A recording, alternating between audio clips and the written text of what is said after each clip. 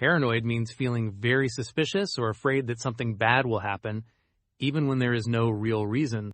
In simple words, paranoid equals overly worried or suspicious.